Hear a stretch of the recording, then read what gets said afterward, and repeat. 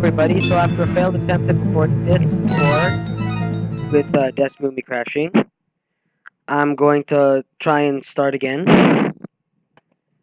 Um, yeah. Anyways, so as I said before in the previous recording, which none of you are going to hear, so I'll just go through it again. So I'm Ice. Did I just say that at the beginning? Well, I'm going to say it again. I'm Ice. And I made a Pokemon Emerald Nuzlocke challenge video. Crap. I did this in the previous video too, and I did it now. I should really just stop spamming A, but it's a bad habit. Yeah, so I did a Pokemon Emerald Nuzlocke, and I did really badly. I failed the second video. I lost the first gym leader because I chose, if I remember, I chose Charmander. Or no, I didn't choose. So that was randomizer, and so that basically means that the Pokemon are not what you'd expect them to be. Everywhere in the game where you would find a Magikarp, that Magikarp might be replaced with a Mewtwo, or everywhere where you find a Pikachu might be replaced with a Charizard. And so the levels are, not what you would expect them to be. Trainer Pokemon too are completely against expectations, and that was just completely crazy. So this time it's going to be pretty standard. It's going to be simple Pokemon, just plain old vanilla, but with the Nuzlocke rules because, you guys love Nuzlocke. And if I were to play by, just the rules set by the game, then it would be pretty overpowered, because nobody has ever failed a Pokemon game just by playing by the standard rules, so adding Nuzlocke rules is really the only way to have any fun. And with my kind of short temper, if you actually mentions anything about it in the comments, which he likely will, he's going to agree that my temper is not great. And so this is probably going to be pretty good for you guys, and very frustrating for me. I'm probably going to be releasing maybe a video a week, depending on when I get some free time to record, because I have, my two little brothers, my mom, my grandfather's over right now, and so I can only really record when I'm home alone. And that doesn't happen very often, maybe twice a week. And so during those times, I'll do my best to record a video, but there's no guarantees that I actually will. But yeah, so this is the start of the game, and here we are. So, I guess while we're, going through all the basics... Go away. No, let me... Why does that have to just be there? Why can't I skip through that dialogue? Alright, so I'm just gonna go through the rules while we're going through all the basic startup stuff. Starter Pokemon must be based on the last digit of the trainer ID. 1 to 3 is Piplup, 4 to 6 is Turtwig, 9 to 7 is Chimchar. If the last digit is 0, it's up to the trainer. Only the first Pokemon encountered in any area might be caught. This rule doesn't apply to shinies because, if it's a shiny and I'm not allowed to catch it, that is going to suck. Because I've only encountered a shiny once in the first Pokemon game I ever played, which was actually my brother's, because I had Pokemon Diamond, and then my parents bought another copy of Pokemon Diamond for him, and we played together. And he encountered a shiny Medicham, and I caught it and traded it into my game. And, having that shiny was kind of a nice thing for me because, it's not every day you find a shiny. Anyway, so finding a shiny is going to be an exception to the rule, only the first Pokemon to be caught. In the Safari Zone, that rule means the first capture in an area not encountered, because in the Safari Zone, Pokemon are very, very, very hard to catch, no matter how hard you try. There's no guarantee that it's going to work. Once a Pokemon faints, it's dead. Release it. So that's the outlining feature of Nuzlocke. If a Pokemon faints, you have to release it. It's game over for that Pokemon. So you have to be very careful with your Pokemon not to let them faint. Otherwise, you're going to end up with a team much smaller than you originally started with. Every Pokemon must be named. This isn't a definite rule, but it happened in the comic this challenge is based off of. And the idea is that it's supposed to forge stronger connections with the Pokemon. And so I will be naming the Pokemon because normally when I play, I just say with the default names, and that's kind of boring. So screw it. Want to have some names. No running. What? Why did I put that as a... Okay, I'm going to just right here say I'm taking out that rule. I do not want to use that rule because that is going to suck, and there is no practical purpose to it because running actually increases your chances of running into Pokemon in the grass, and you kind of want that. So I'm just going to remove that rule, okay? I don't care what you guys say. Technically it hasn't started yet, so I'm going to change the rules right now while I think it's fair. Next rule, use the set battle style. If the opponent can't switch and you can, it's not a fair battle. Okay, I think that's a good rule. So, that and also the one where I have to check the trainer ID, I'm going to implement as soon as I have, the ability to check that information. Oh my god, it looks like I might not even get a chance to actually have my first battle with the rate this is going. But yeah, so set battle style. No using the daycare to level up Pokemon, no breeding either, because that will let the Pokemon level up while they're in there. I never use the daycare anywhere. I don't remember actually ever having to breed, so I'm not going to be using the daycare anyways. But having it as a rule so I don't actually do it is probably a good idea.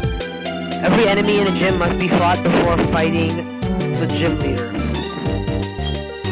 What? This is not... Okay, this is totally different from Pokemon Platinum. Wow. Whoa, Pokemon, what's going on? What? No, I didn't get to check my trainer ID. Oh, shoot. Okay, let's see. I'm going to just use the time right now.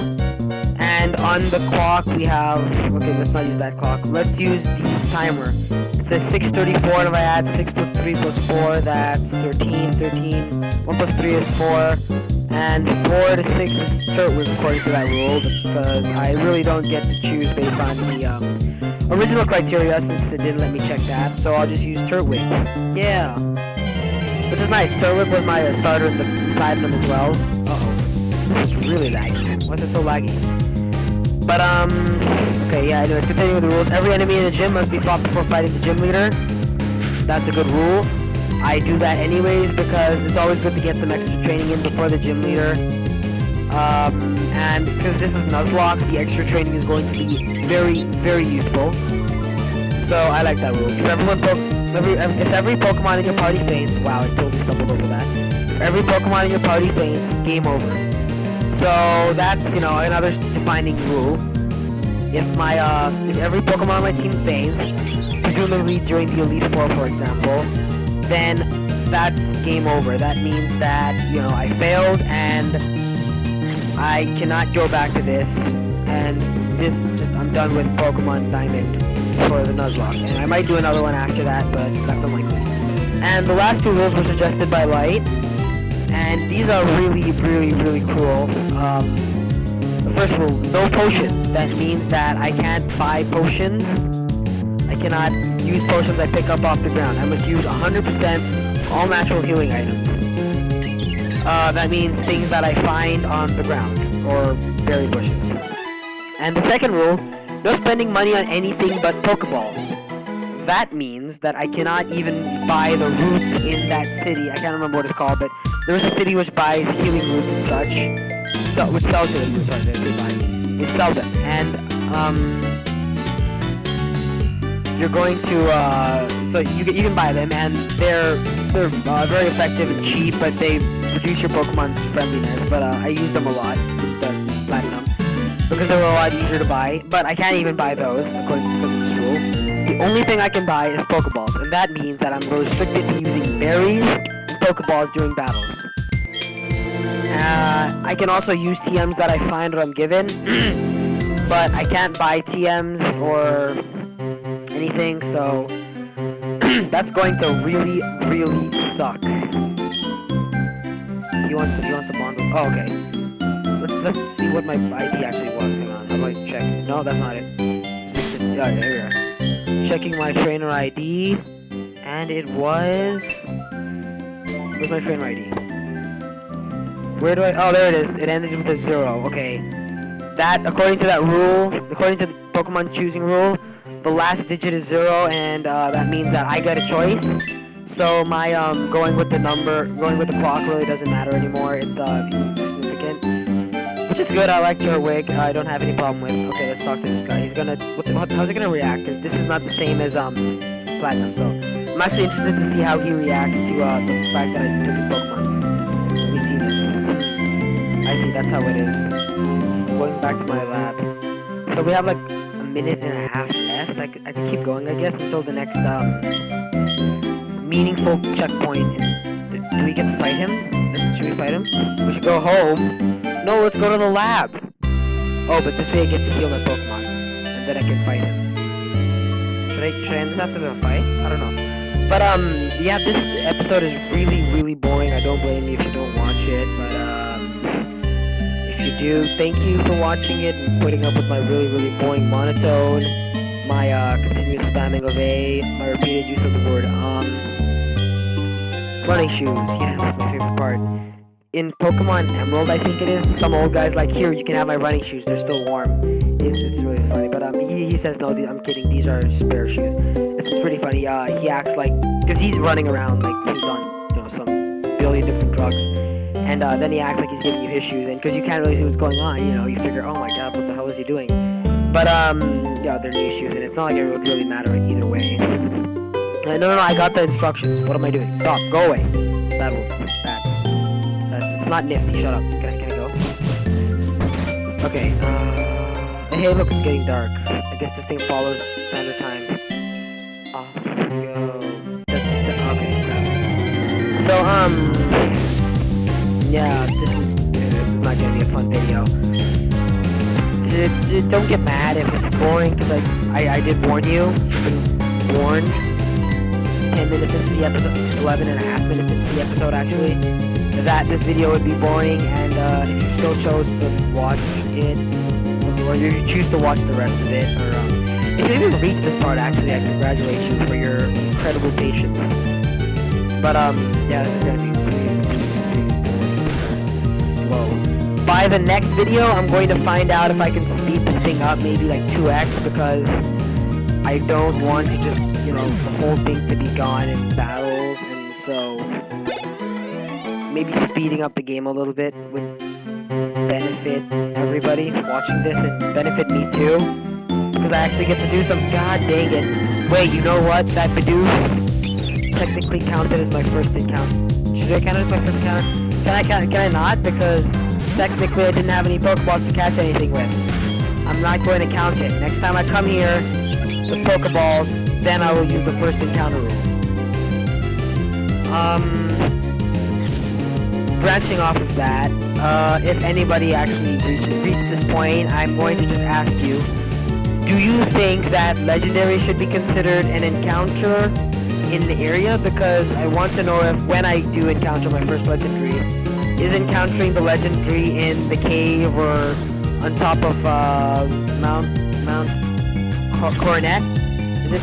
I want to know if I should consider that as an encounter and use that to determine whether or not I'm allowed to catch that Pokemon, because if I'm not, then that's good to know now, because that way I'm not getting all hyped for the fight where I have to catch him. Level 6, yay! Something interesting happened. And I can hear all of you applauding through my headset right now. All of you watching this video, you're applauding for my amazing skill, leveling up my Pokemon to level 6 before I even had my first battle with a trainer. And yes, it's a huge achievement. It's not really a huge achievement. Okay, yeah. This guy's got a bad habit of just running outdoors. If I did that, I would get in a ton of trouble. But he does not seem to care. I ran into you. Did he even say sorry? He didn't say sorry. What is this? I'm offended now. And that wasn't even my body that he slammed into. But, yeah.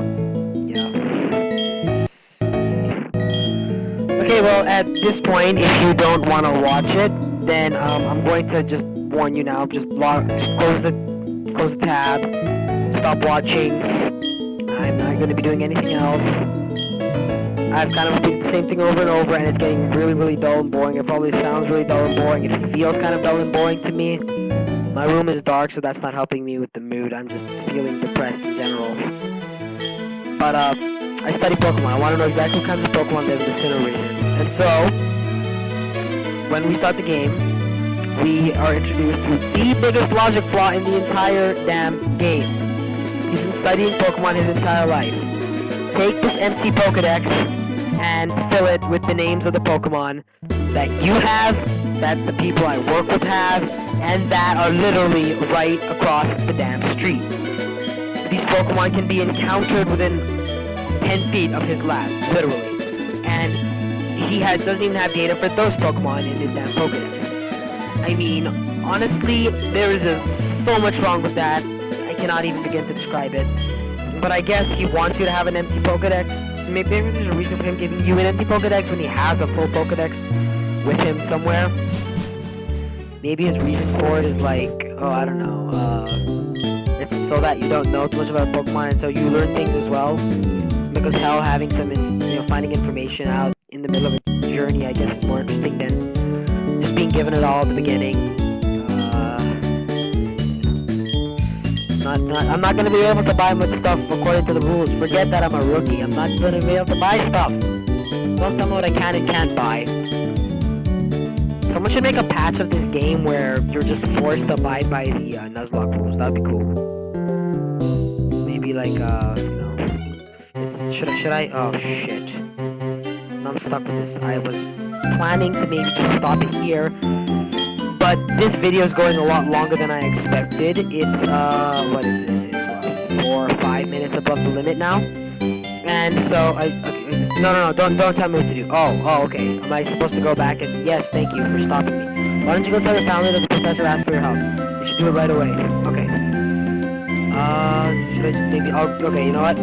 I think I'll just head over to the house. I'll save there, and tomorrow or not tomorrow actually, probably Wednesday, 2 days from now. I'm filming this on a Monday. If you guys won't actually realize that because the videos will be uploaded like 2 days later, due to a very complicated process with me and Light and how we're uploading videos and editing them. And I'm not gonna go into too much detail right now because the video's over. And so yeah. 13 minutes of the game. Doesn't look like we made any real progress. So this is going to be a dull video, but feel free to not watch it. And with that, I will see you guys all in the next episode of my Pokemon Diamond Nuzlocke Challenge. Really short Adios. Video. Here's a really dumb ninja slicing a potato with the moon in the background. Ninja with the same potato and the same sword attempting to cut the potato. For the 11th or 12th time, we've lost a potato twice, but I found it, thankfully. Get on with it! Okay. Get on with it! Yes! Get on with it!